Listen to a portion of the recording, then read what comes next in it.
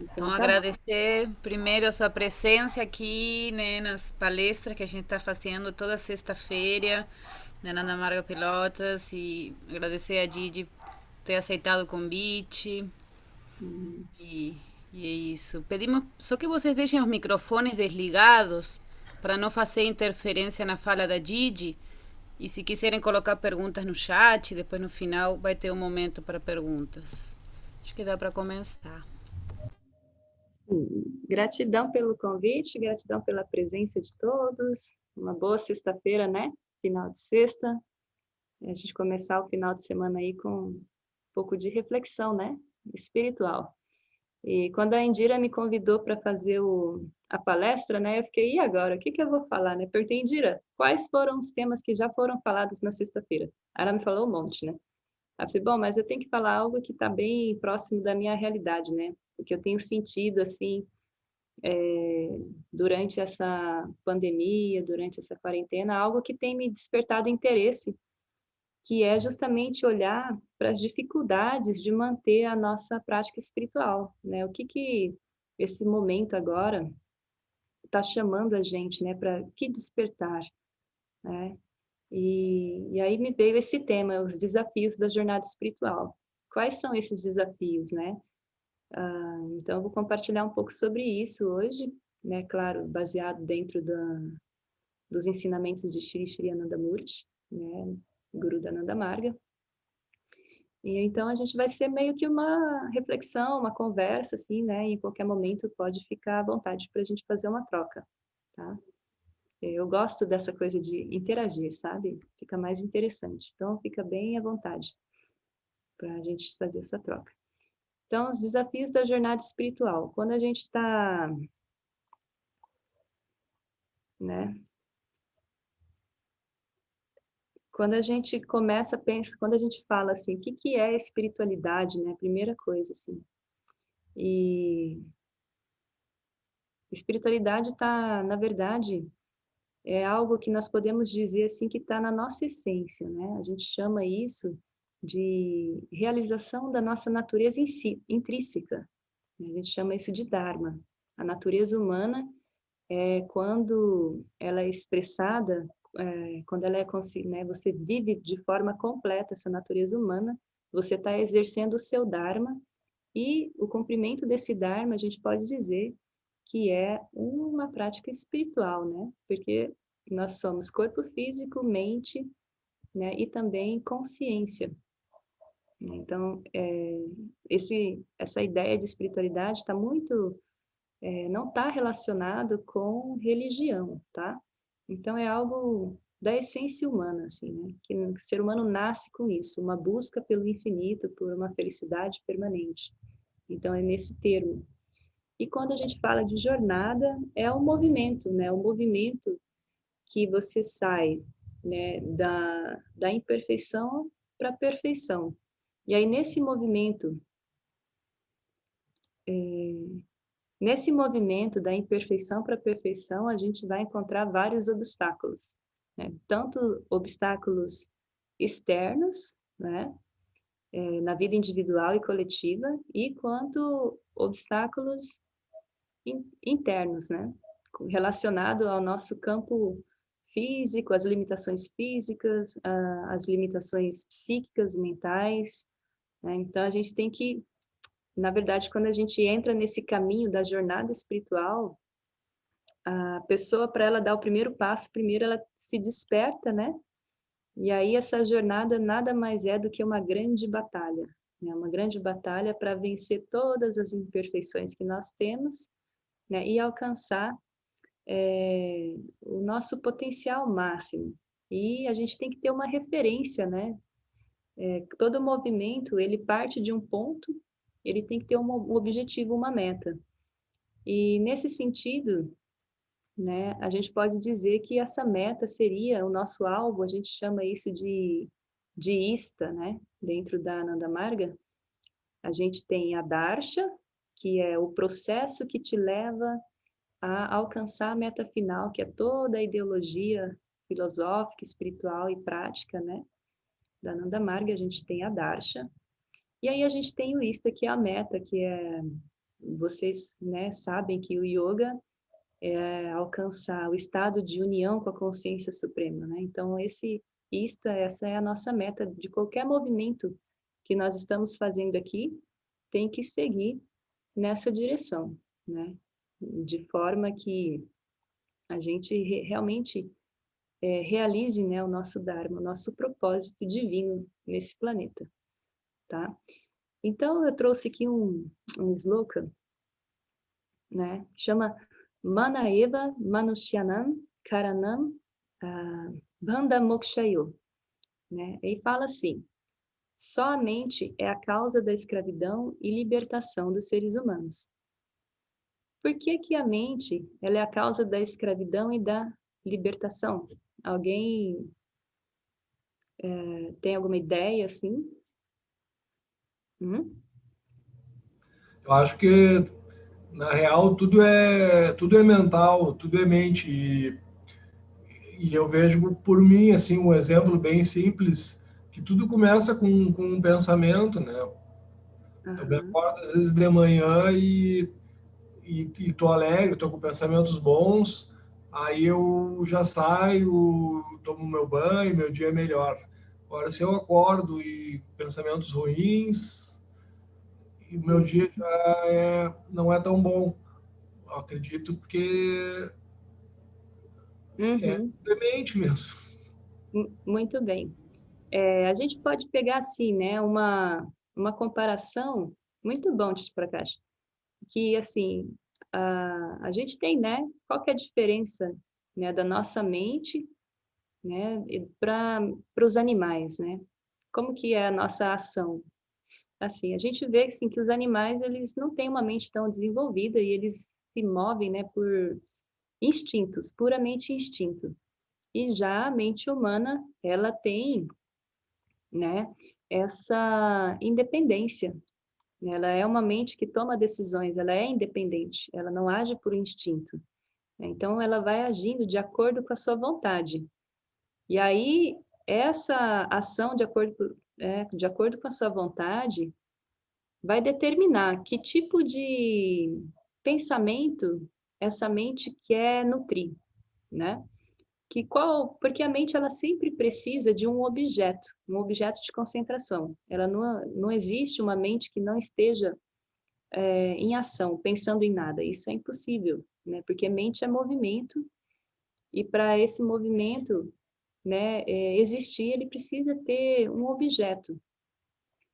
E aí a gente tem tantos objetos densos, né, pensamentos negativos, como o Tito Prakash falou, ou a gente pode também optar por escolher objetos sutis para fazer parte da nossa mente, como o nosso alimento psíquico, né?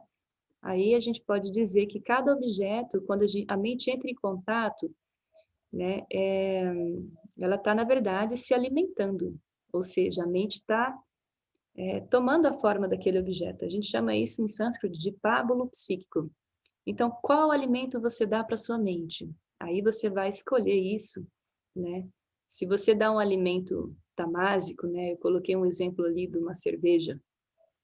A sua mente, né, vai ficar presa dentro das limitações que esse objeto oferece, né? E das consequências também que esse objeto traz, né? Mas se você opta, né, por um objeto sutil, a sua mente, né? Aí eu coloquei um olho ali, ou seja, o olho que tudo vê, pode ser, né?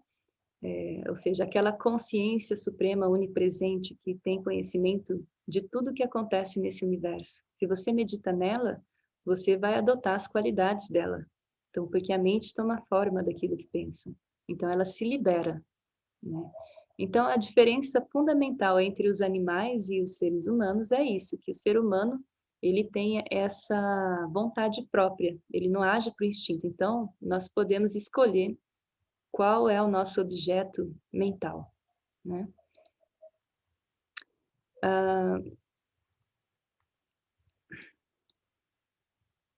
Não mudou aí? Opa, pulou um. Aqui. Isso. Então, esses objetos, né, como eu disse, quando a mente entra em contato com ele, ele se torna um alimento mental. Então, da mesma forma que a gente precisa manter o corpo físico com certos tipos de alimentos, né, e nutrientes, a mente também ela precisa de objetos. Ela não existe sem objetos, tá? E é isso. O que a pessoa, quanto mais ela pensa, por exemplo, em dinheiro, né, ela vai ter uma mente um pouco mais densa, um pouco mais bruta. E se ela pensa na consciência suprema, ela acaba expandindo a sua consciência, né? E se tornando uma pessoa que se libera da escravidão, da limitação, dos objetos densos, né? Ela se torna com a mente infinita, ilimitada. Então, qual que é a chave disso? É o nosso desejo, né? Nossas escolhas são movidas pelos nossos desejos. E esses desejos, eles surgem de acordo com os nossos sanskaras.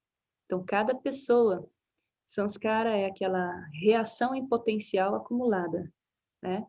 Então, cada pessoa tem o seu sanskara inato, as suas preferências, os seus gostos, né? De acordo com aquilo que elas viveram no passado. E aí elas estão, né, de acordo com aquilo que elas também estão vivendo e criando, né, todas as consequências. Isso a gente chama, né, de samskara. Então, tem pessoas que vão ter mente muito apegada ao dinheiro, outras à beleza, outras à arte, né, à música. E a gente vai falar um pouquinho disso mais para frente, tá? Então, temos que pensar, observar um pouco quais são os nossos desejos, como, né, a gente consegue ter um pouco de controle disso. Então, tem um outro sloka que eu trouxe aqui, que chama Pashabhado Bhavedivo Pashamukto Bhavet Shiva, né? Aí fala assim: a pessoa cujo objeto da mente é limitado está na escravidão. Quando o objeto da mente é ilimitado, ele, a mente, não pode ser mantido dentro das limitações. Então, não há escravidão, mas liberação, né? Então, esse é o primeiro olhar atento, assim, né, para despertar qual que são os objetos que eu ando cultivando, né, nos meus pensamentos. Como que estão meus pensamentos? Será que eu passo a maior parte do tempo pensando somente com coisas positivas do mundo material ou coisas negativas do mundo material? Então, isso traz uma reflexão para a gente.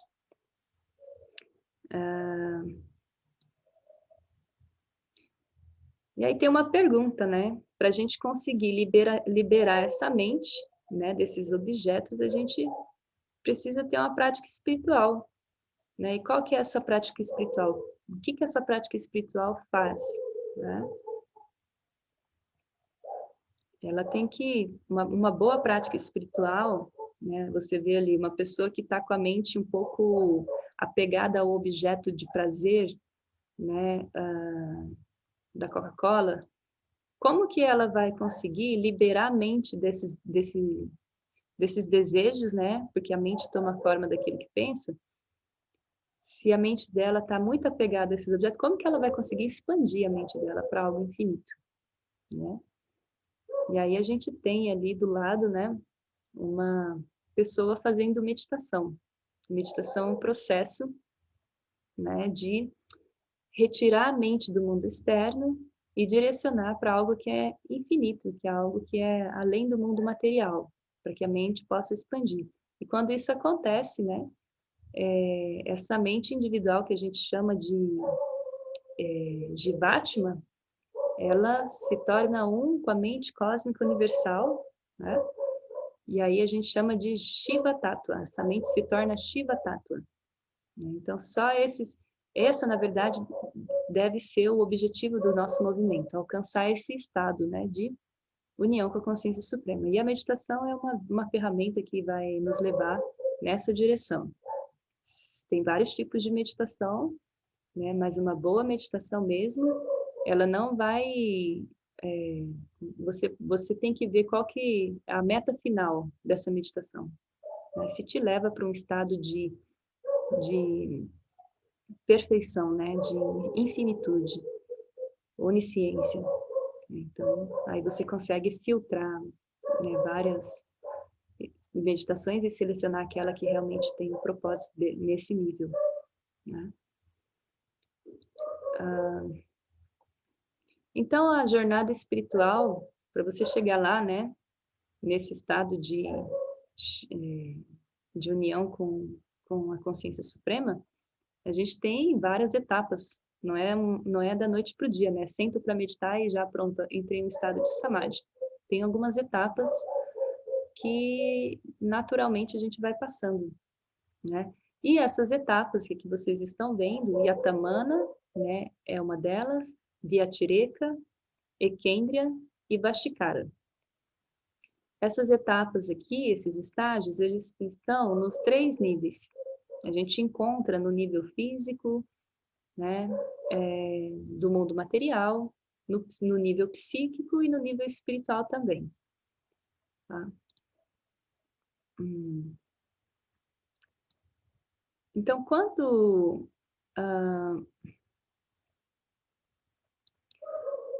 esse primeiro estágio de Atamana, representa aquele primeiro momento que a pessoa, quando ela entra em contato vamos pegar como referência, né? Quando você recebe a iniciação na meditação, aí você começa a descobrir esse universo espiritual, começa a fazer a prática, né, da meditação.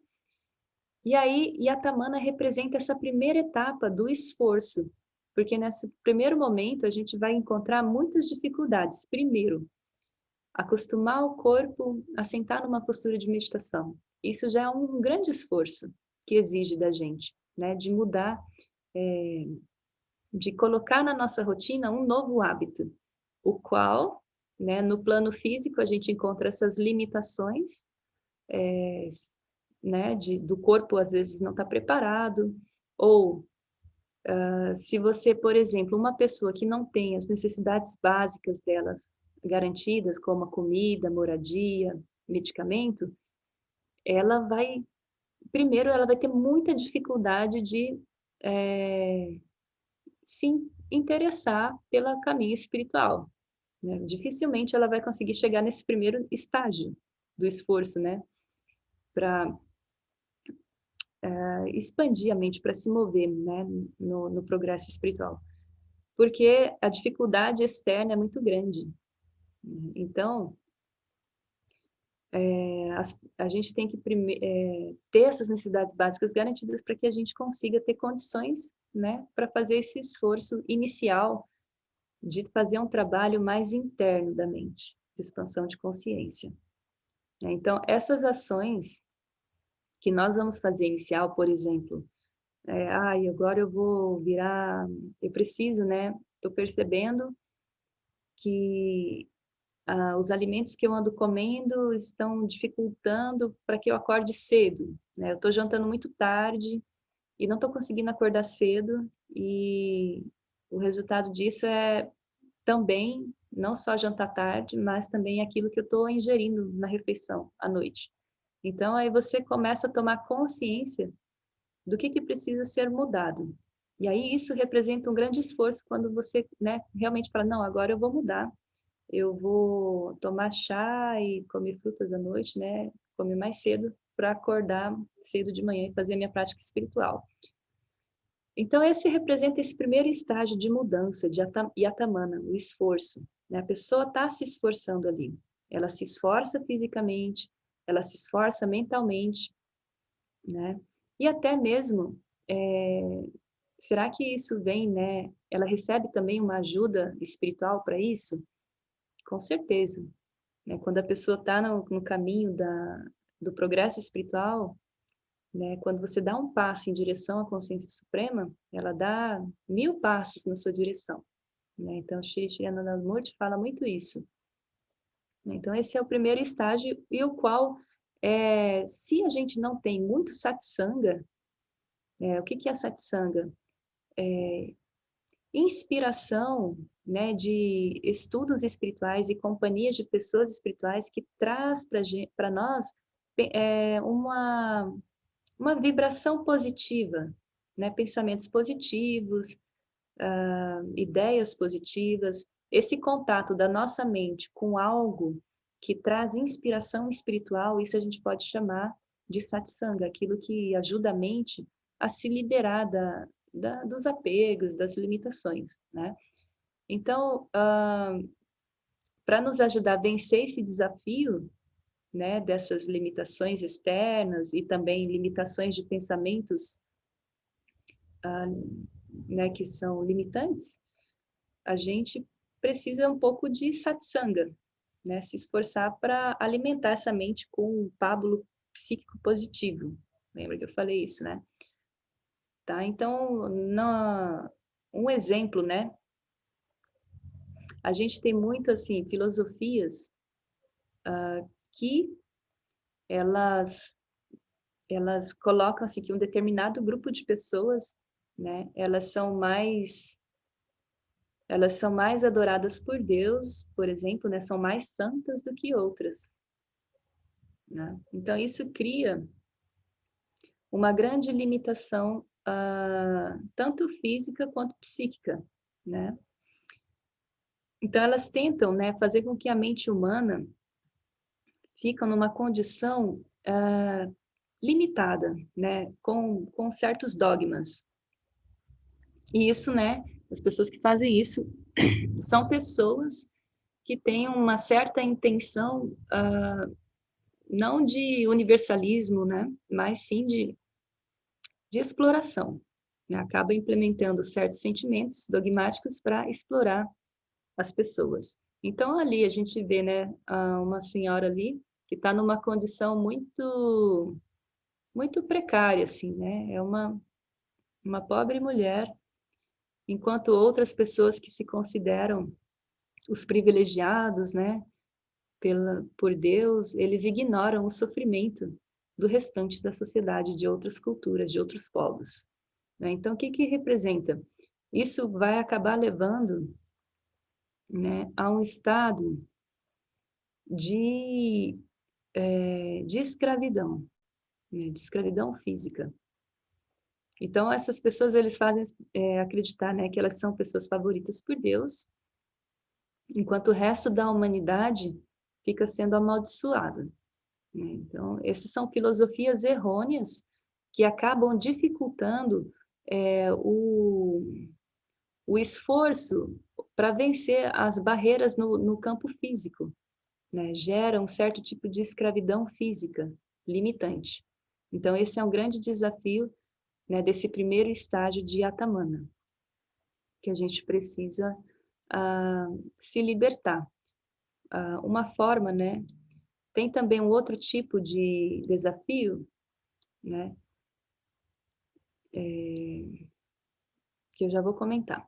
Então, esse Yatamana, qual é o Yatamana real, verdadeiro, aprovado pela consciência suprema ou Deus? O que que vocês acham que é Yatamana? Que ação, que esforço eu preciso fazer, né, para mim conseguir progredir na jornada espiritual? Qual que é o primeiro esforço inicial considerado um verdadeiro esforço para esse progresso espiritual, né? Então, eu coloquei ali uma imagem de exemplo, né? Vocês estão vendo quem é ela? Madre Teresa, né? Madre Teresa de Calcutá, ela é um grande exemplo de uma pessoa que se dedicou toda a sua vida, né, para o bem-estar da humanidade, sem qualquer tipo de preconceito. A Madre Teresa, ela só teve a intenção, né, de promover o bem, né, das pessoas que estavam numa condição de muita pobreza, assim. Então, o Krishnamurti, ele fala assim, que quando a mente humana ela é motivada, né, por esses sentimentos que estão engajados em ação para o bem-estar do outro, né, esse é o verdadeiro e real Yatamana, né? O esforço verdadeiro para você alcançar. O primeiro esforço que você tem que fazer, então, para o seu progresso espiritual é fazer esse movimento, né, as ações que levem o bem-estar, tanto para você, fisicamente, como mentalmente, mas também para a sociedade. Então, esse é o primeiro esforço inicial, né? A pessoa tem que estar na ação, engajada na ação, né? E aí tem outros, né? Mas tem um desafio aí que aparece para a gente, né? A gente viu que antigamente as pessoas elas acabam agindo, por exemplo, pelo uma situação de medo, né? Ação sem aprovação da mente. Quando você tem medo, aí você, né, acaba fazendo tais ações, mas a tua mente não está de acordo com aquilo, nem muito menos o tua mente, né, o cara diz, seu sentimento de eu, teu ego, né, não está de acordo com aquilo. E aí você acaba agindo de forma escravizada, né? Então, uma pessoa, quando ela aparece um ladrão para ela vai reagir, né, mas a reação dela é conforme o medo. Ou uma pessoa que faz um certo tipo, né, de trabalho que não traz conforto físico, mas ainda assim ela faz esse trabalho, ela está fazendo porque ela está com medo, né? Não porque a mente dela aceitou aquela condição, né? Então ela está sendo forçada. E aí isso cria um grande bloqueio para a pessoa desenvolver, né, progredir nessa primeira etapa do Yatamana. Cria um grande obstáculo. Então quando a pessoa age dessa forma, ela não tem o apoio dela mesma, da mente dela, a mente dela não está de acordo, né? E muito menos ela vai ter apoio né, da consciência suprema, porque a mente dela fica muito bloqueada. Então ela não consegue acessar camadas mais profundas da mente para receber, né, essa inspiração de querer conseguir pensar, né, uma forma de sair dessa condição.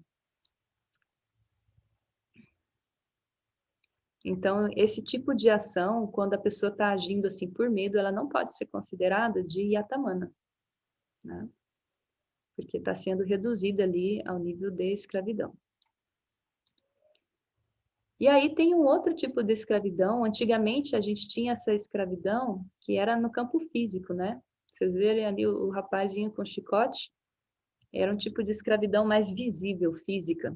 Hoje em dia, nosso tipo de escravidão é psíquica, através de dogmas impostos, né, por grandes líderes, grandes...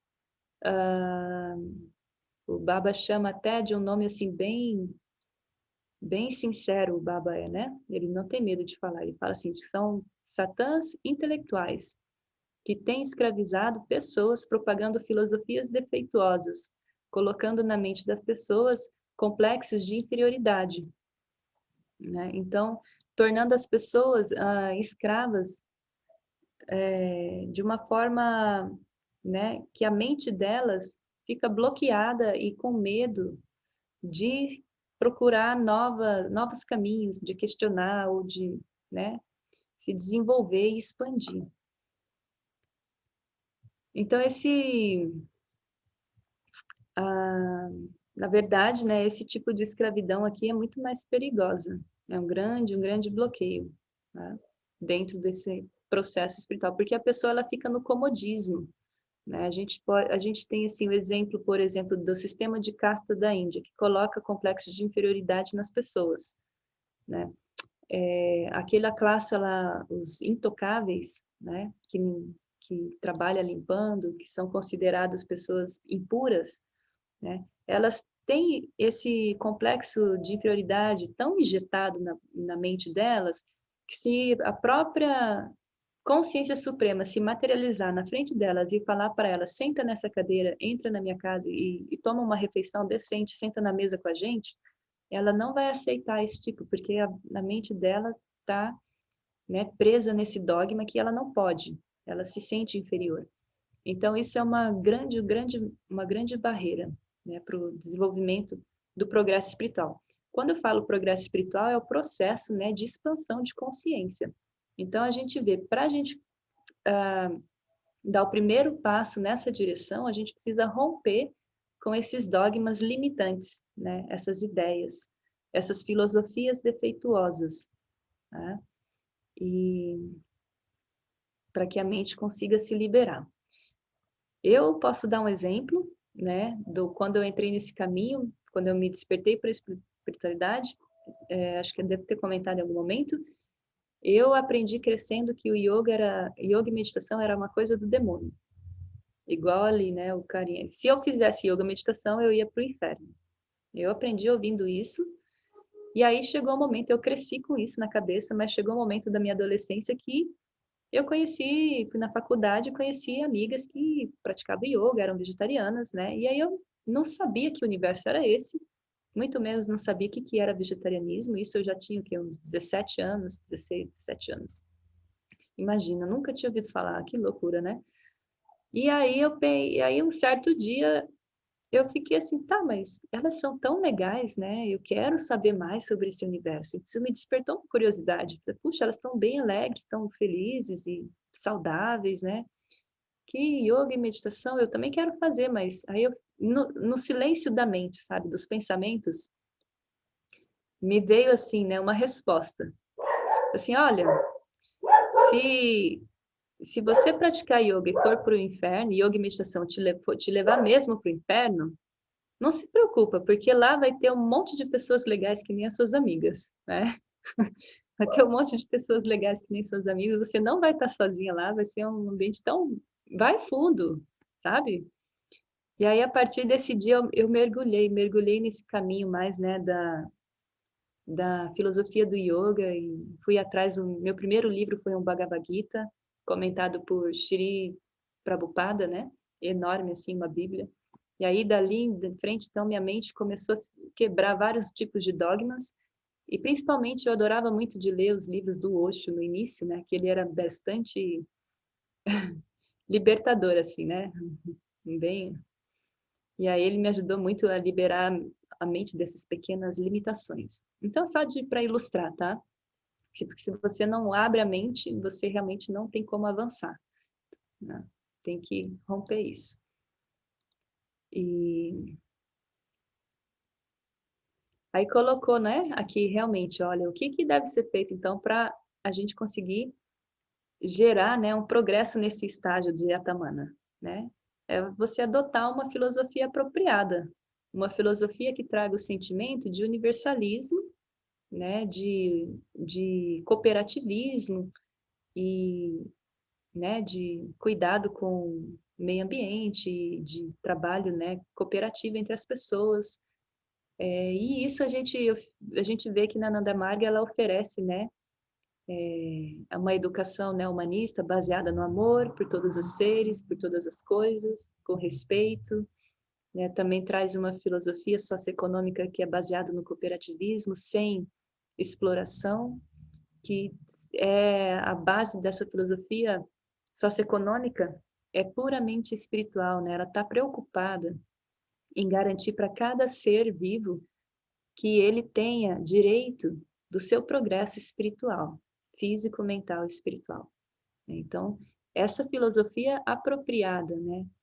Como que a gente identifica ela é olhando se ela tem essas características, né? Se ela traz essa expansão, né? E inclusão e respeito, né? Mútuo.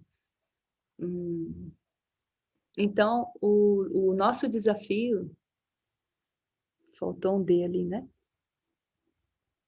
O nosso desafio é conseguir, né?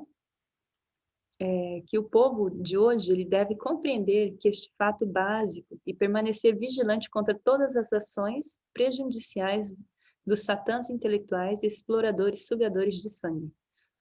Então a gente tem que estar em alerta, né? E ajudar a despertar essa consciência da exploração nas pessoas, né? O Baba ele fala que que nós devemos unir os moralistas, né, e grandes intelectuais para trabalharem em favor da massa que está sendo explorada, né, através da educação. Através da educação, o primeiro passo.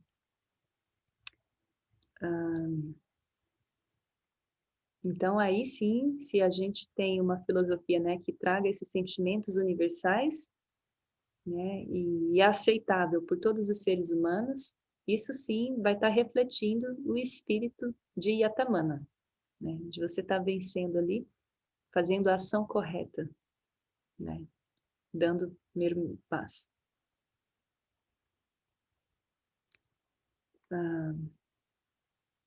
Né? Então, a ação tem que ser no sentido da liberação, libertação permanente dessas três amarras físicas, mental e espiritual. Né? Quando a gente faz essa liberação permanente, é diferente, né, de uma, por exemplo, é chamado de Paramarta. A gente tem que fazer um movimento em direção de uma liberação permanente, ou seja, o estado que a pessoa alcança a autorrealização, que ela se sente completa em si mesma, né? Aí tem vários tipos de ações, né? Vou dar um exemplo que são de alívio temporário, né? Quando você vai fazer, agora na pandemia a gente viu muito isso acontecer, que são aquelas ações de assistencialismo, né? Famílias em risco, que estão em situações de risco, a gente vai lá, coleta algumas doações e leva alimentação para elas, roupas, né? Esse é um tipo de ajuda, né, de ação que libera a pessoa ali da necessidade física, das limitações físicas, mas é uma liberação temporária, né? A gente tem que pensar de como fazer uma liberação do intelecto da pessoa para que ela consiga desenvolver estratégias mais avançadas para poder pensar como resolver o seu problema, né? Aí ela vai alcançar um tipo de alívio um pouco mais permanente, tá? Um pouco mais permanente. E aí esse alívio permanente completo, né, é quando ela encontra ali um alívio tanto na esfera física, mental e espiritual. Espiritual é quando ela direciona, né, a mente dela para essa meta maior. E não se apega a essas coisas, não fica presa ali nas coisas físicas apenas, né? Então, o Shri Shri Anandamurti, ele fala assim: as pessoas de hoje devem seguir em frente enquanto lutam contra os dois inimigos, os sugadores de sangue, que exploram na esfera econômica, e os satãs intelectuais que não apenas exploram seres humanos, mas os rebaixam ao nível da animalidade. Peço à raça humana atual que continue sua luta sem fim nessas duas frentes. Devem lembrar que em ambas as frentes lutam contra o inimigo, que guiados por dogmas não têm lógica e em seu método de exploração. Embora explorem pessoas na esfera socioeconômicas, sociointelectuais e espirituais, uma vez que sua consciência seja levantada contra o dogma, sua exploração cessará automaticamente e os gigantescos demônios da exploração desaparecerão em um piscar de olhos. Né? Então, a gente tem que ter essa compromisso, né, de identificar os exploradores, onde estão essas filosofias, esses dogmas, e romper com eles através da educação dos povos, né, das pessoas. Aí a gente tem várias ferramentas para isso, né, a arte, a literatura, a música, né, para fazer esse trabalho. E aí vem o segundo estágio, são 4 estágios, né? Lembra que eu falei lá do progresso espiritual? E aí, nesse estágio também tem as dificuldades, né? Então, vou comentando aqui. E o segundo estágio é o Viatireka, né? O Viatireka já é o momento ali que a mente, ela começa a, a se apegar aos objetos de prazer, aos objetos momentâneos, né, do mundo material, por um tempo um pouquinho maior, né? Então, assim, a pessoa já começa a identificar que a mente dela começa, né, a desejar isso, aquilo, ou, né, e aí fica um objeto na mente dela ali por um certo tempo. Então, esse é o segundo momento, né, Viatireka, ela começa a ganhar uma percepção, uma consciência do estado mental dela, né? Então, a mente sempre precisa, né, de um objeto, ela funciona sempre com um objeto de apego, e ela vai ser atraída por esse objeto, como eu falei, de acordo com o seu samskara, né? Se, por exemplo, ali, né? Uma pessoa está passando numa loja, e aí ela vê na vitrine, né, uma linda camiseta. Aí ela fica pensando, eu quero aquela camiseta. Aí ela vai caminhando, ela passa em frente de uma cafeteria. Aí ela entra na cafeteria, aí ela vê que tem café, ela vê que tem suco, né? Mas aí ela fica em dúvida, né? A mente dela quer os dois, mas o que que vai fazer ela tomar a decisão de tomar o café ou o suco? Aquele sanskara inato que ela traz com ela, né? Por mais que às vezes é um impulso, né? Às vezes ela vai agir por impulso, mesmo sabendo que o café às vezes não é bom. Por exemplo, tomar café à noite, né? A pessoa não vai ter sono para dormir. Não é bom tomar café à noite. As pessoas normalmente tomam de manhã, né? Aí à noite ela toma um café, né? Um cafezão. E ela age isso por impulso, por querer ali sentir, né? Um prazer momentâneo sensorial.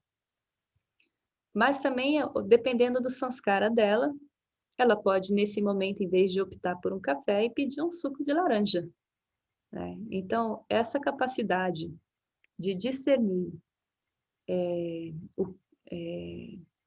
de optar, né, por consumir seu objeto, né, de consumo ser algo benéfico para você, essa consciência, às vezes você até tem, né? Eu sei que o suco de laranja é bem melhor que o café, mas a capacidade de escolher o suco de laranja, a força de vontade, vai vir de uma percepção da mente, um domínio da mente, que é o discernimento, né? Aquele insight, o qual a pessoa ela vai refletir, assim, não, se eu tomar o café, eu não vou conseguir dormir, e amanhã não vou conseguir meditar, minha mente vai estar muito agitada, né? Eu já sei disso, e sei que café é rajásico, né?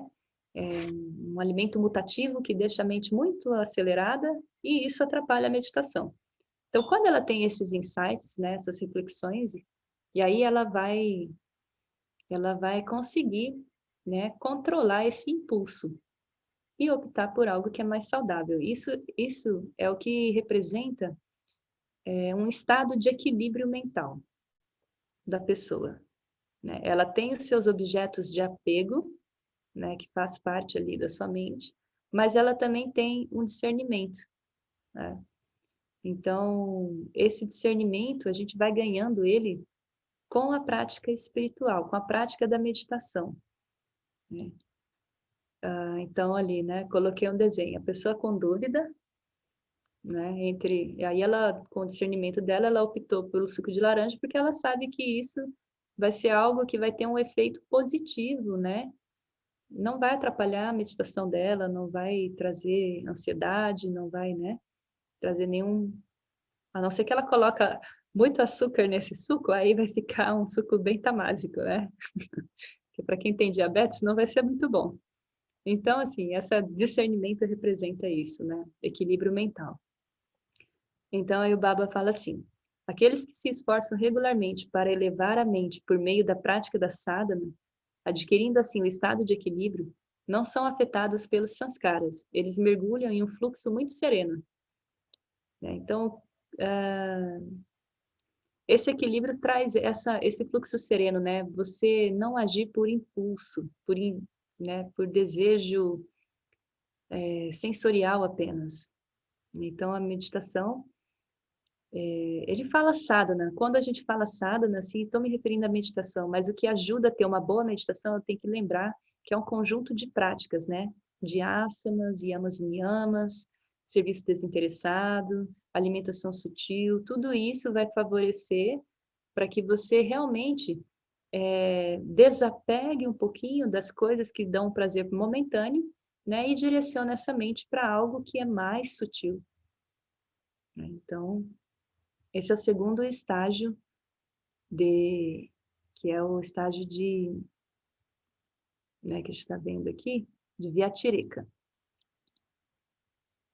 E aí a gente vai para o terceiro estágio. São só mais dois, tá? Tá tudo bem? Posso ir continuando? A gente começou uns... Sim, tranquilo, Tá Di. ótimo. Não tem pressa com o tempo, viu? Então, esses slides aqui estão bem legais, né? Sim. Então, assim, esse terceiro estágio de Ekendra é o momento ali né? O qual, assim, a gente tem aqui os nossos órgãos sensoriais, né? A gente desfruta, se comunica com o mundo externo através dos nossos órgãos sensoriais, né? Então, quando a gente come, por exemplo, toma, vamos lá, um suco de laranja, né? Ah, como esse suco tá muito bom, né? Tá muito doce, né? Orgânico. Ou, que cheiro bom, cheiro de pizza, né? Ou que música sutil, né? Então, a gente começa a obter sensações de prazer através do que nossos órgãos sensoriais estão recebendo, né? Se são ondas sutis, essas ondas vão gerar uma harmonia no campo mental e a gente vai ter uma sensação de prazer, né? E a gente recebe isso, né? Essas inferências do mundo externo, através desses órgãos sensoriais. E a gente também se expressa através deles, dos nossos órgãos motores, né? E aí a gente fala, como é bom, né? Que cheiro muito bom é esse? Ou, nossa, que salada maravilhosa, né? Muito gostosa. Então, a gente se expressa dessa forma, né? Entrando em contato com os objetos e desfrutando ali a vibração que ele traz e também expressando uma resposta para o mundo, né? E aí a nossa mente, essa sensação de prazer ou dor, né? Sofrimento é experimentado na mente, né? E a nossa mente, para ela, nesse estado de Ekendra, é um estado que ela começa a ter um pouco maior de foco, ela começa a se expandir, né? Até o segundo momento ali, ela tinha um objeto na mente, aí ela, não, esse não vai ser bom, eu vou adotar outro objeto da mente, tipo, eu não quero camiseta, agora eu quero café. Não, eu não vou tomar café, eu vou tomar suco de laranja. Aí fica pensando, mas eu estou atrasada para a palestra, né? O que a Indira vai ficar pensando se eu atrasar mais ainda, né? Então, esse é um tipo de objeto que fica na mente temporariamente, essas preocupações. Nesse estágio de Ekendra, a mente ela já ganha mais foco, né? Ou seja, ela tem um objeto de concentração e esse objeto permanece ali por mais tempo na mente. E isso, ele tem que ter um cuidado com isso, né? Por exemplo, né, a nossa mente, para ela se expandir, ela tem que estar afinada como as cordas do violão. Se você afina o violão demais, né, vai arrebentar a corda. E se você não afina esse violão, ele não vai sair um som harmônico, né? Então, a nossa mente tem que estar em total equilíbrio, né? Então, qual vai ser, né, o nosso objeto mental para ajudar, né, nesse equilíbrio todo? Deixa eu passar aqui.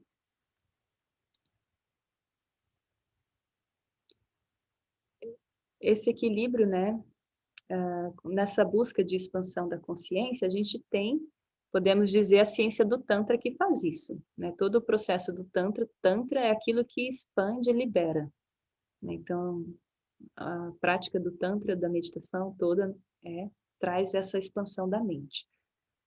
Então, conforme essa mente ela vai se expandindo, né, em todas as direções, ela traz todos os objetos para dentro da sua periferia.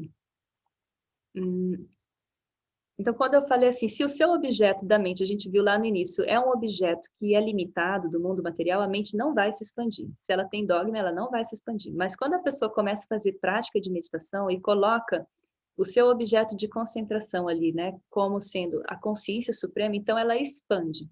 E conforme essa mente se expande, ela começa a ter um poder maior, né? Ou seja, se ela se concentra bastante, ela já está no estágio de Ekendra, ela já tem um domínio maior de concentração da mente. Então, se ela começa a expandir essa mente, se concentrando na consciência suprema, ela vai ter muito mais força, uma força mental muito maior daquela pessoa que não medita. Então, todas as coisas que estão próximos dessa pessoa, ela acaba atraindo, e aquilo que ela atrai para dentro do seu campo, né, do domínio psíquico, assim, uma coisa mais energética, sutil falando, ela passa a ter controle disso. Por isso que muitas pessoas são facilmente influenciadas, né? Grandes meditadores conseguem, né, falar e atingir plateias, né? Porque o nível da mente dele ele já tem um poder, uma força mental muito grande, conforme ele ganha na sadhana dele, né?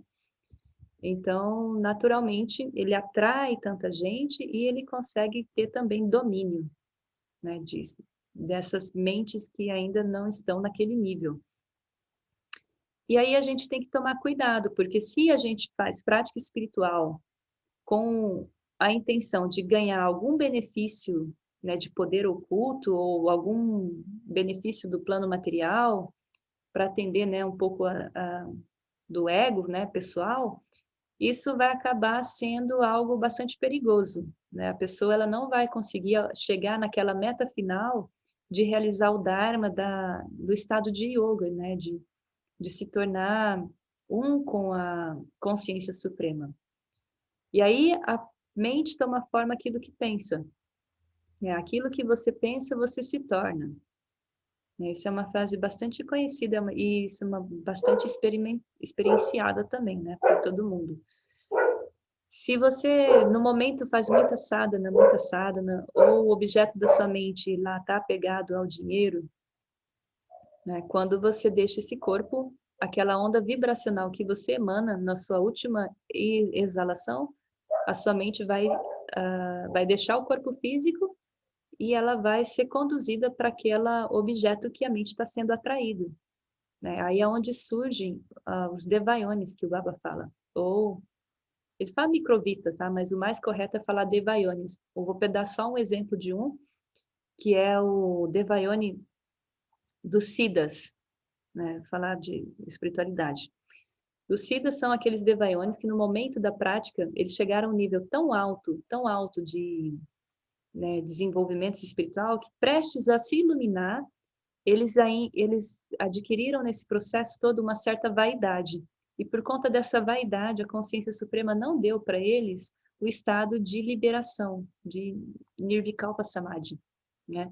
E aí essas pessoas que fizeram muita prática espiritual viraram Devayoni, ou seja, uma consciência sem corpo, que fica vagando no universo, né? E essa consciência ela é atraída pela aquelas pessoas que fazem prática espiritual, meditação, principalmente.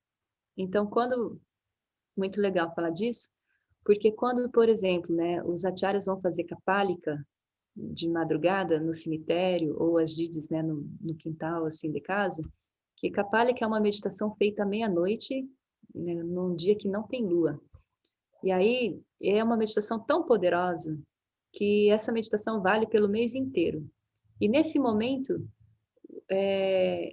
não só nesse momento, em qualquer momento que a gente canta Kirta também, ao nosso redor está cheio desses devayonis de siddhis. Por isso que é muito fácil, em alguns lugares, dependendo da intensidade do Kirta, dependendo do local ou do dia específico, né, como o dia de Kapalika, tem muito devayonis e a sua meditação é muito, muito fácil, né? Você consegue entrar num estágio meditativo com muita facilidade, porque esses siddhis estão ali te ajudando para que você não cometa o mesmo erro também, né, de cair na vaidade, enfim, eles ficam meio por próximos, assim. Então, esse é um exemplo, né, de Devayoni que a gente tem que tomar cuidado. Por isso que o nosso objeto de ideação, o nosso objeto mental tem que ser essa consciência suprema e nada mais. Não pode ser nada, não pode ser por poder oculto, não pode ser por questões do mundo material, enfim, porque senão a mente ela fica presa, né, nisso e você não alcança a meta final. Então esse é o... E aí a gente vem para o último, né, o quarto estágio. Ali nesse estágio do Ekendriya, você já percebeu que o teu objeto é aquela consciência suprema, mas ainda você não tem um domínio completo da mente, né, para sustentar aquela ideia, né, de que a consciência é o seu objeto permanente, né, de ideação. Mas aqui nesse estágio de Vashikara, a pessoa já ganhou domínio total da sua mente. Ela já entendeu que o seu objeto de ideação e ela só pode ser consciência suprema e todo o seu esforço é em direção a essa consciência suprema, né? E esse movimento, né, é a essência, né, da nossa existência. A gente aquilo que está em movimento está pulsando vida, aquilo que está sem movimento representa a morte, né? Então, olha, ó, quando o movimento está no reino psíquico, geralmente começa a partir de uma... acho que não consigo ler, tem um desenho ali. Uma ideia mental grosseira, e daí vai para uma ideia mais sutil. E a mente bruta, na primeira fase, torna-se cada vez mais sutis, e na fase subsequente, finalmente torna-se tão sutil que se torna inexistente. Então, a gente está vendo, né? Yatamana, Vyatireka, Ekendra e Vaskaras. Representa exatamente esses estágios, né? Esse é um movimento que é feito assim de forma... não é linear, tá? O nosso movimento em direção ao progresso espiritual não é linear, ele vai tendo movimentos assim, né? Baba fala de curvas. E aí essas curvas que a gente vai altos e baixos, né? Representa vários desafios. Vários desafios. E aí, se não existissem esses desafios, não tem como a gente se mover nessa direção, tá? Isso é uma coisa bem legal. Então, a gente tem que ter os desafios como, na verdade, nossos amigos, né? Enxergar isso como amigos, porque quando isso está acontecendo, a pessoa está com muito problema mesmo, significa que ela está progredindo no caminho espiritual, né? E aí a gente está finalizando, né, com o Vashkara, esse estágio ao qual, né, a mente já alcança ali, né, um estágio de bem-aventurança. Então, fala assim: os seres humanos sobrevivem porque sentem o seu toque benevolente a cada momento. Então, o objeto da ideação dela já é a consciência suprema, né? E aí, nessa consciência suprema, todos os movimentos culminam nela, né? A suprema faculdade de benevolência está embutida. E assim, ele é o objeto mais adorável neste universo. E ele não é apenas a suprema faculdade cognitiva, mas a personificação de bem-estar absoluto. E ele é muito maior, muito mais profundo do que isso, pois ele está nos pensamentos mais sutis de uma mente, né, de um só corpo, e existe como a esfera ilimitada além da periferia da mente humana limitada. Então, essa consciência suprema, ela está vasta, né? Faz parte do meu objeto de ideação, mas ela não se limita somente a mim, ela está acessível para todos, onipresente, né? Nada pode conter ela apenas, né, e moldar, ela vai muito além. Então, a pessoa, quando ela adota isso na mente, né, ela também alcança essas qualidades, né, de se sentir que é infinito, ilimitado, né? Então, como a mente tem ela move de um objeto para outro, e a gente, né, tem muito essa busca por sentimento de felicidade, quando a mente ela é muito, né, atraída pelos objetos externos, né, a gente não vai conseguir viver de forma serena. Então, qual que é a solução para saciar a mente, né, humana? Tá? Como que a gente pode satisfazer essa mente, né? Então, o Baba ele fala que somente esse estado de bem-aventurança, né, essa entidade suprema tranquila, né, na qual todos os objetos do universo estão sendo sustentados por ela, animados e inanimados, é o que vai ajudar a gente a se inspirar em controlar todas as nossas potencialidades latentes, né?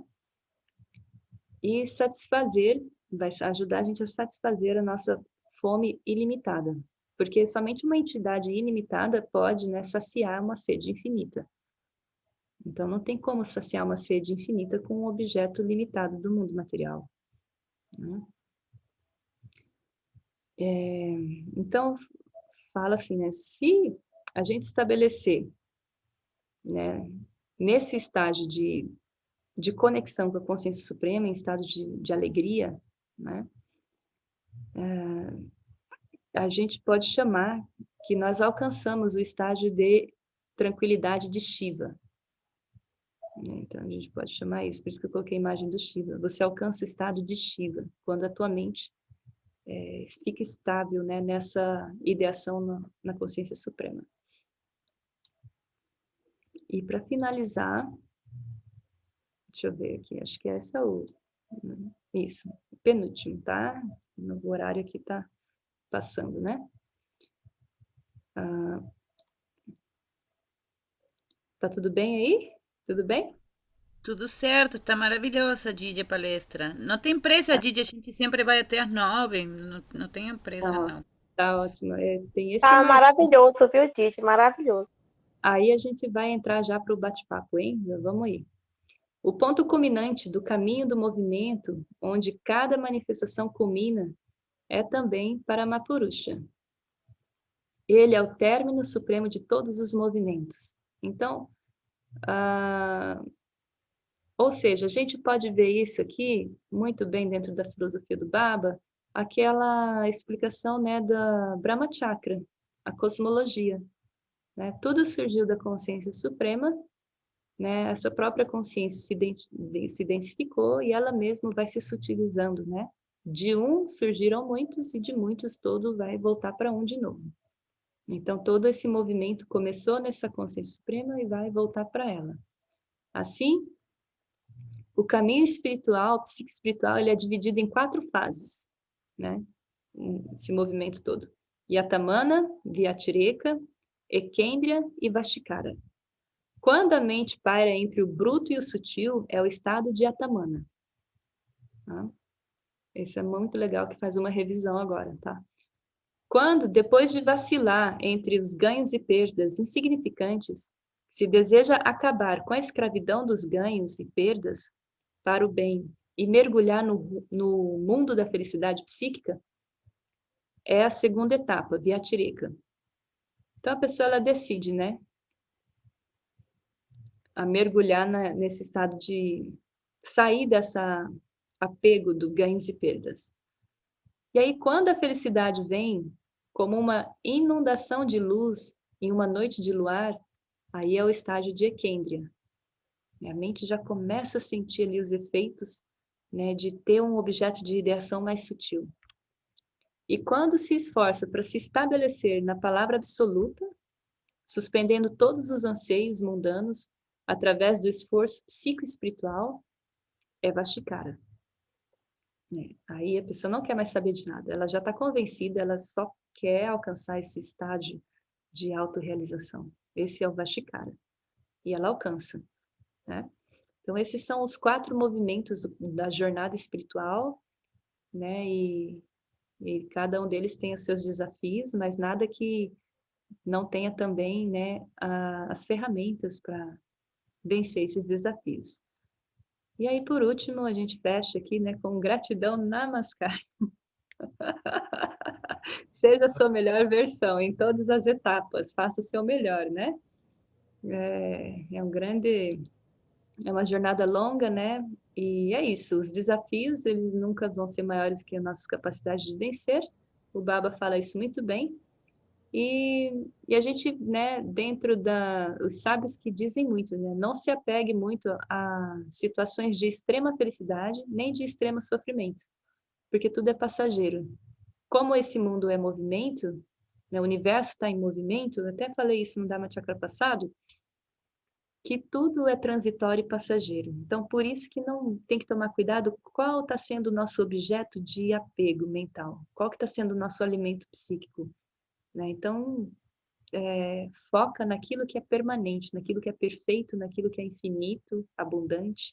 E aí você vê que essa consciência suprema está presente em todos os seres, na essência de todas as coisas. Então, você se apega a essa consciência suprema e não ao objeto que está ali sendo representado por ela, né? Ou seja, não se apegue à pessoa, ao animal, ao ambiente. Que, na verdade, tudo é consciência suprema. né? Se apega à consciência suprema. Hoje você perde um objeto, mas você tem tantas outras infinitas expressões de Paramapurusha ao seu alcance, né? Então, tem que usar um pouco dessa sabedoria, né, dos grandes yogis. E nunca se baseia também por filosofias intelectuais para fazer esse movimento. Se baseia no exemplo de pessoas que se autorrealizaram, né? De pessoas que colocaram na prática. E é isso, gente. Gratidão, né? Namaskar, gratidão pelo convite, por essa oportunidade, né, de aprender também. Quando a gente fala, né, para as pessoas, a gente mais aprende do que ensina qualquer coisa. Então, gratidão, eu aprendi bastante.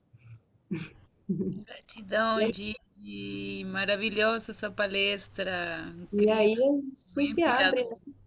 a gente abre para conversar agora, e como que tá essas etapas aí, o que anda acontecendo, né? Como que vocês estão? Posso fechar o slide ou vamos dar uma voltada aqui até o início, né? Olha que bonitinho. Lembra, né? Foi um pouquinho. E aí a Tamana, vamos revisar aí, né? Tchau, dogma, tchau, né? Eu gostei dessa parte que o Baba fala dos satãs intelectuais. Meu Deus, é realmente, né? Porque o que eles fazem é horrível. E é isso, Gatireka, e o Ekendria, e o Vashikara. Revisamos, né? Agora vamos conversar. Sim.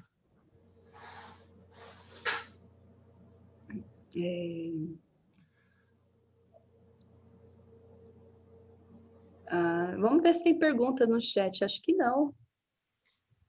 Deixa eu ver aqui, olha.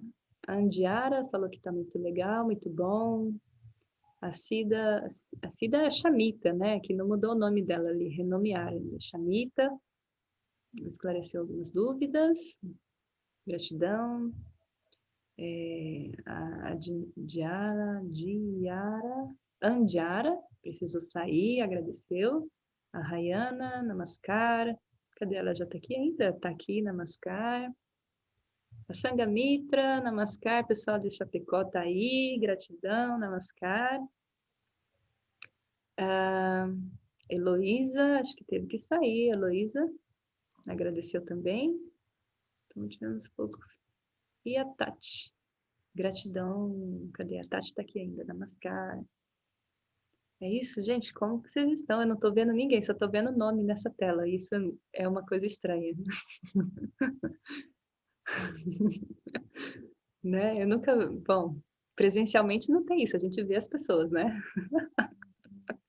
Agora no online, né? A pessoa está fazendo janta, está ouvindo palestra, está varrendo a casa, está ouvindo palestra.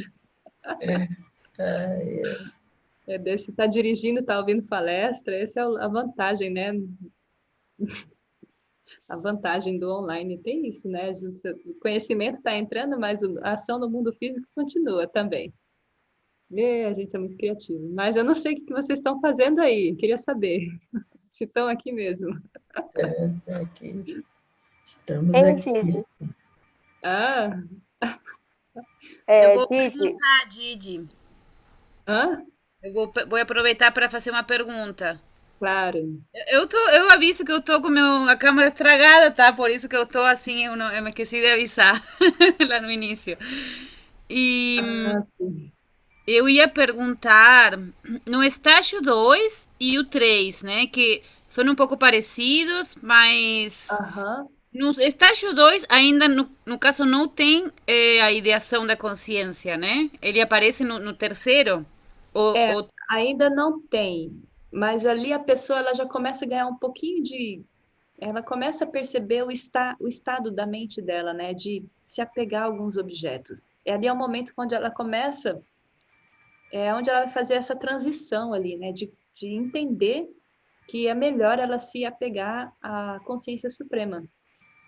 Ela começa a despertar para isso nesse segundo estágio, mas ainda ela não está assim, né, 100% ainda. Porque ela começa ali a sofrer essas impermanências, né, desse mundo relativo, no segundo estágio. Aí ela começa, então, né, naturalmente, perceber que, poxa, melhor desapegar das coisas e apegar aquilo que é permanente. E no terceiro ela tem, mas não é uma coisa estável, né? Por momentos conecta, por momentos não conecta. É É, isso? isso. Ela tem ali, mas ainda não é tão, não tem um controle absoluto disso. Mas ela já está bem melhor. Aham. Uhum. Tudo Muito bem? bom, foi muito esclarecedor essa palestra, assim, foi bastante profundo nesses 4 estágios, gostei muito. Que bom, que bom, que bom. Isso. Muito bom. E, Devika, você queria falar algo naquela hora? Sim, Didi. Namaskar. Namaskar.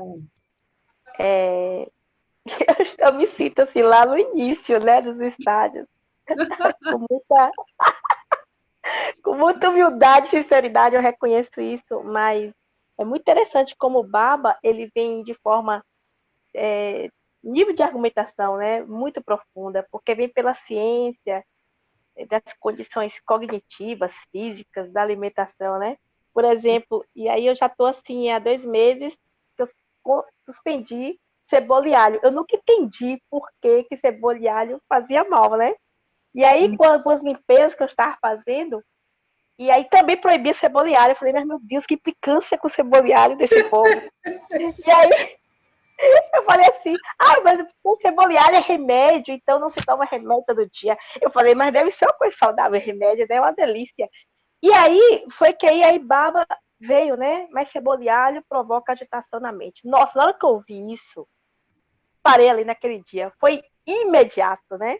Eu falei, puxa, se a gente está nessa busca de evolução, né? Com a consciência suprema, de se entregar cada vez mais, de se alinhar a isso, e você está consumindo, pelo menos na questão pessoal, né? É nesse caminho que eu estou e algo que vai atrapalhar meu processo de meditação, agitação mental, é a pior coisa que existe, porque a gente já é agitada, né? Vem nível de estresse, ansiedade e todas essas torturas que a mente provoca. Então, é fabuloso isso, né? Porque eu me sinto engateando mesmo, assim, com esse processo.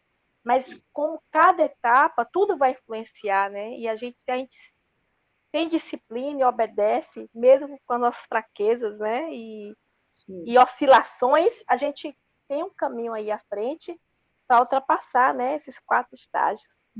Sim.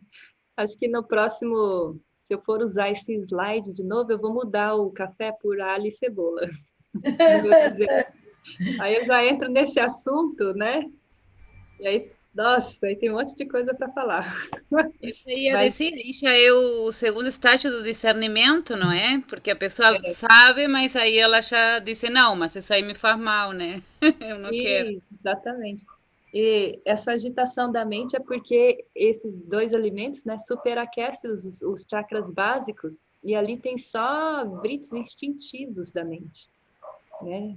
E fica difícil, né? Você, quando a vibração está lá embaixo, como você vai fazer meditação, né? Como você vai conseguir elevar a energia aqui se está ali estimulando, né, os centros energéticos inferiores? Fica realmente muito difícil controlar. Uma barreira. A Mangala foi a única que teve, né, abriu a câmera. Namaskar, Mangala, que bom te ver. Mas a minha câmera também está aberta. Estava aberto faz horas? Uhum. Aham. E o A Takashi minha, está aí, né? Todo mundo estava aberto. Tá tudo bem. Mas A Tati está, né, tá ali também, bastante presente, também não pode abrir a câmera. Tá tudo bem. Aquilo está aí, muito bem. É isso, gente. em Didi, eu consegui entender bem essa parte da mente, porque, para quem não me conhece, eu sofri um acidente de carro há 25 anos atrás, e eu fiz uma lesão na medula, na coluna, né?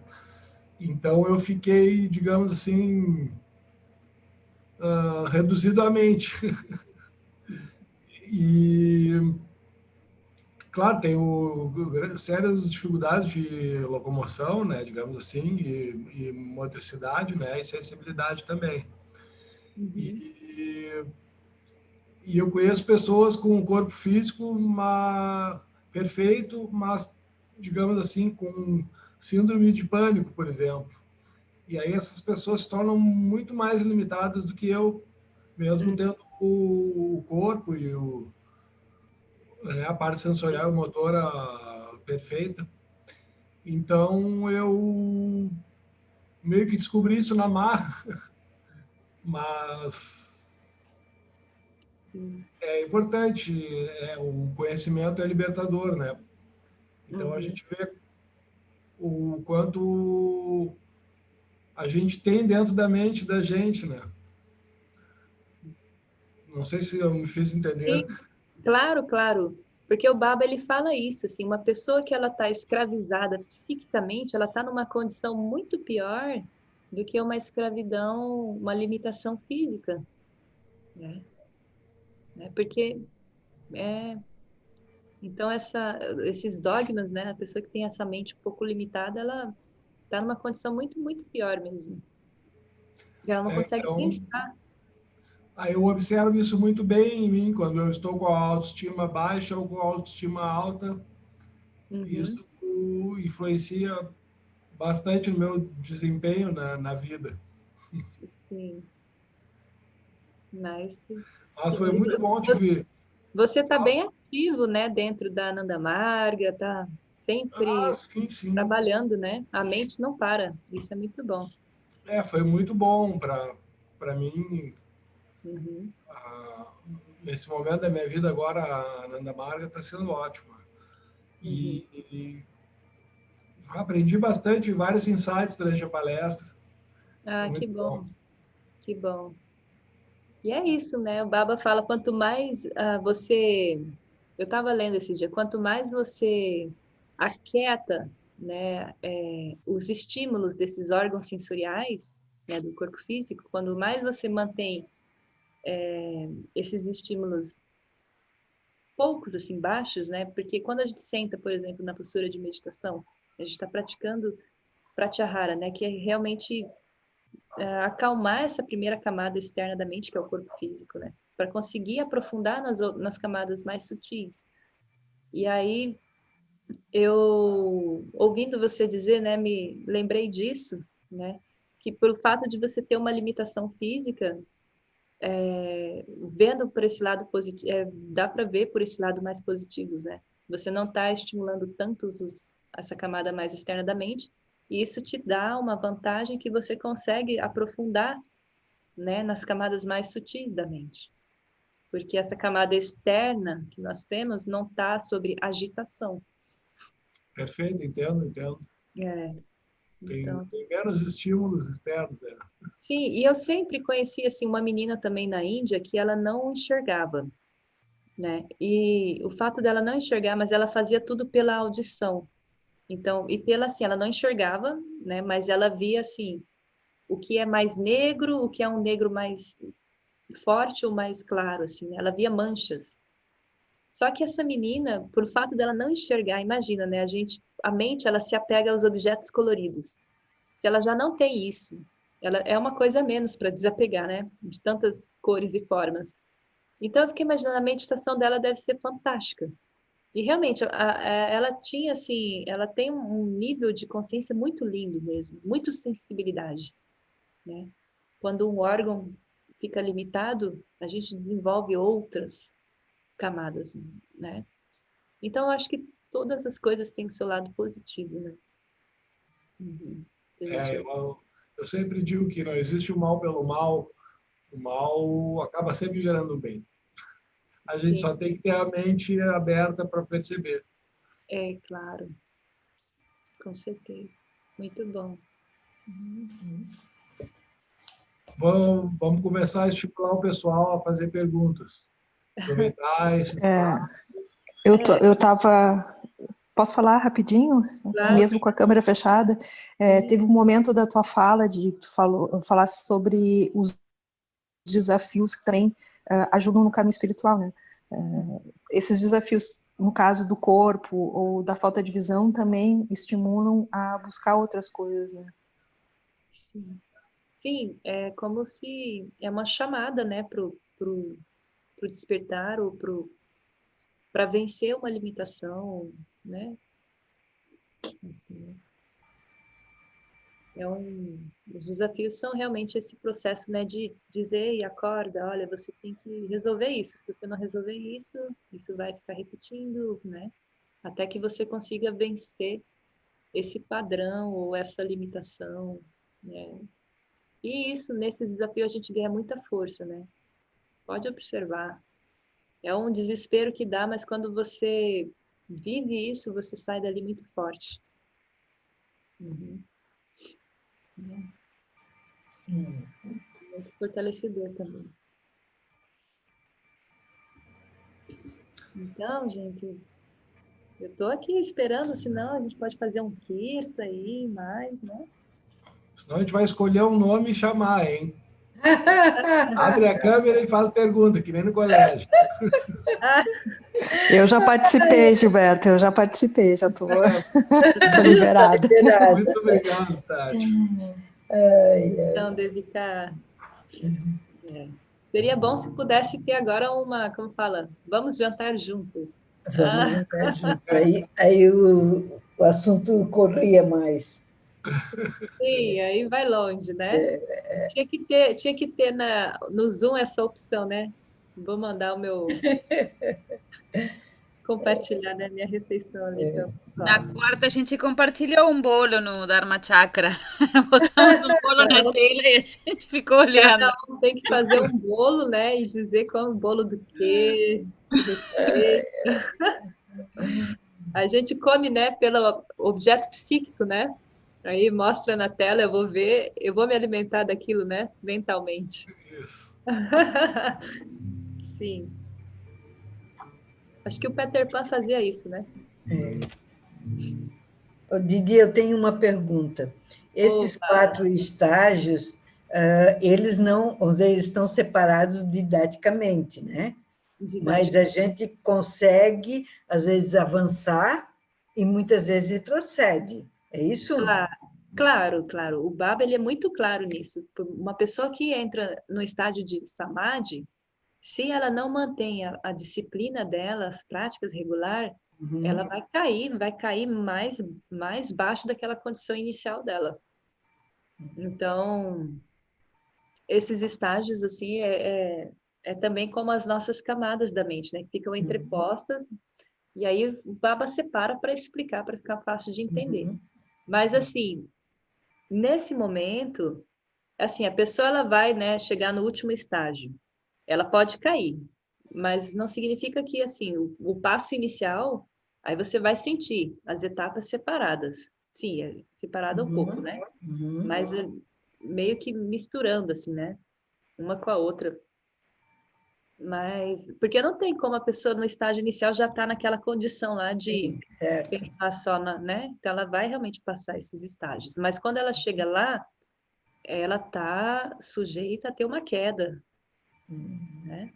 Se ela não mantém. Então, esse é é uma coisa que acontece muito, né, com os praticantes espirituais, de alcançar um nível alto, né, na sua jornada espiritual, e aí se acomodar. Já entendi, já sei de tudo, já, né, já sei como é, e nessa acomodação ela vai perdendo toda a disciplina e ela vai caindo, se degenerando. Né? E Didi, sempre eu faço algumas palestras também, e aí sempre quando eu falo nas palestras, que eu faço palestra para dizer para as pessoas que as coisas ruins acontecem com a gente também. Muitas pessoas não acreditam, né? Então, eu falo que eu levei uma parada, né? Eu busquei essa parada e encontrei, né, uma grande parada. E aí, às vezes, eu me questiono será que essa parada foi para me colocar um pouco no caminho espiritual? que tu acha sobre isso? Olha, Eu já fugi eu não muito sei, do caminho espiritual, eu não mas, sei o que tu foi, aprontou aí nas vidas passadas, né? pois é, mas eu observei que a gente às vezes decide que a gente quer ir para um lado, por exemplo, pegar as rédeas da vida e puxar para um lado, e puxa e não vai, não adianta, entende? E aí, às vezes a gente solta as rédeas e vai para o lado certo. E eu com certeza, eu vi que o caminho espiritual eu tenho que trilhar, entendeu? Eu preciso estar no caminho espiritual, porque se eu saio um pouquinho fora da linha, eu já levo um corretivo, entendeu? Sempre assim. É com todos, né? Então eu tenho que andar na linha. Sim. Mas foi uma maneira, de repente, de, não sei, Aham. eu era jovem, né? Quantos jovens não faziam o que eu fazia, que era beber e dirigir, né? E Ah, só que porque que foi o que aconteceu comigo no início, eram os questionamentos, por que aconteceu comigo, né? uhum. Então, É, uh, parece que é isso, né? Que se não fosse uma coisa tão forte, talvez você não viria para esse caminho da espiritualidade. sim, nesse sentido que eu falei, isso mesmo. É, porque quando realmente os jovens se perdem na bebida, né, e tudo mais, é difícil, né? Querer Eu outra coisa, porque é eu um era vício que... espiritualizado. Uhum. Era espiritualizado, mas eu era jovem, né? E o jovem, eu sempre falo, é o sentimento de imortalidade, né? A gente é imortal, a gente é jovem, a gente não pensa que vai acontecer nada. Uhum. Tu vê que eu estava na faculdade já e não consegui me dar conta que um acidente poderia estragar o corpo, não o carro só, né? Só que quando a gente é jovem, a gente pensa que o carro tem seguro e se estragar, arruma. A gente não pensa que, pô, eu tô ali dentro do carro, pode acontecer comigo um acidente, né? Uhum. Mas é isso. Puxa, faz quantos anos já? 25. Uhum. É, deve ter sido bem difícil no início, né, para aceitar. Foi muito difícil. O mais difícil é ficar parado e lidar com a ansiedade e não conseguir fazer as coisas, né? Uhum. Aí até a meditação ajuda. Uhum. Dá um direcionamento para essa energia toda aí, né? Sim, sim. Uhum. Mas que bom ter você junto aí, né, na Nanda Marga, inspirando as pessoas.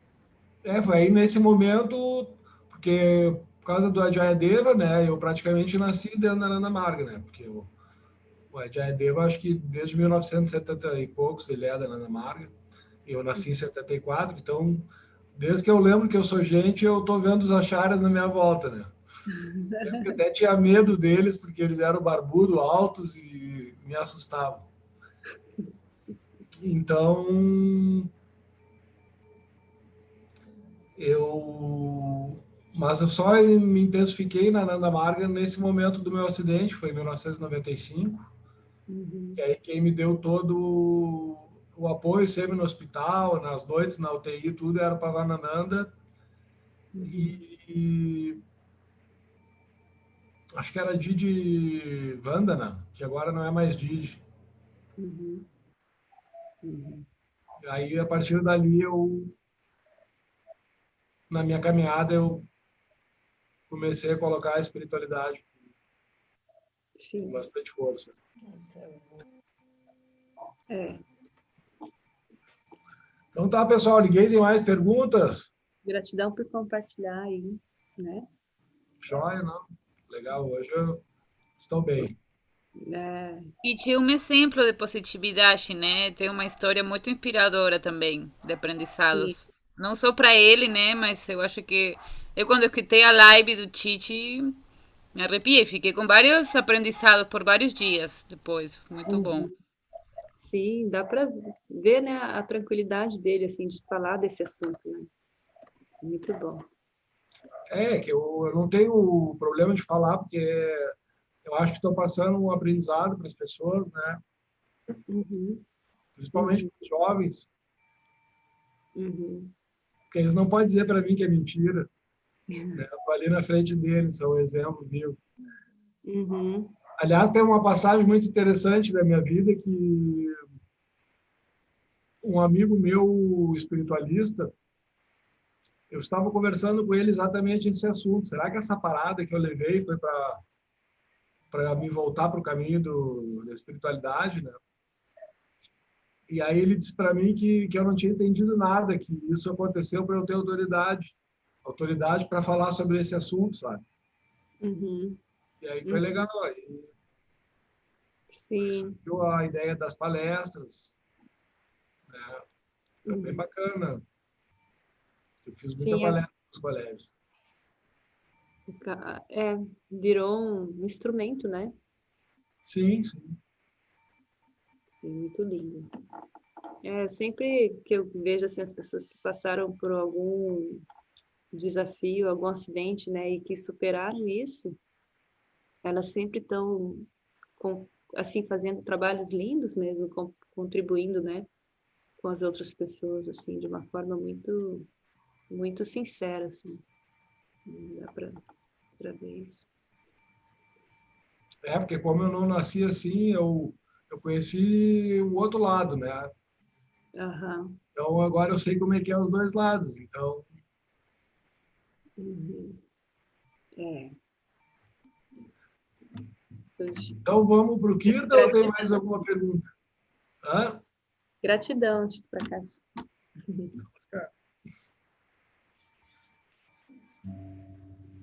Namaskar, todo mundo. Oh! Namaskar, Radha. Está escondido. Então, Aparecer, muito agradecido, Didi, pela sua presença aqui no Mundai, com essa palestra muito inspiradora e também profunda, que vai ajudar a gente na nossa prática para entender bem o que a gente está fazendo.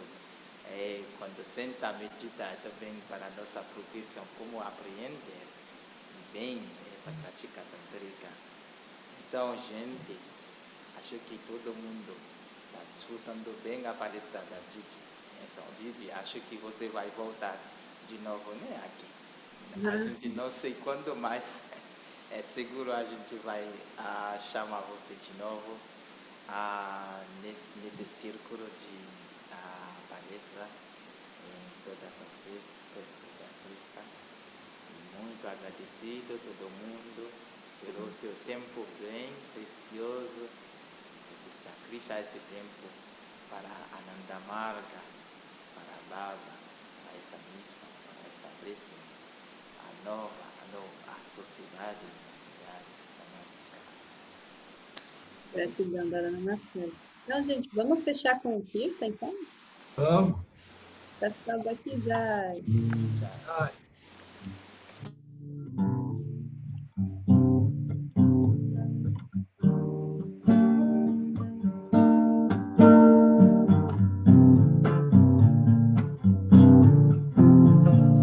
Baba Kevalam, Baba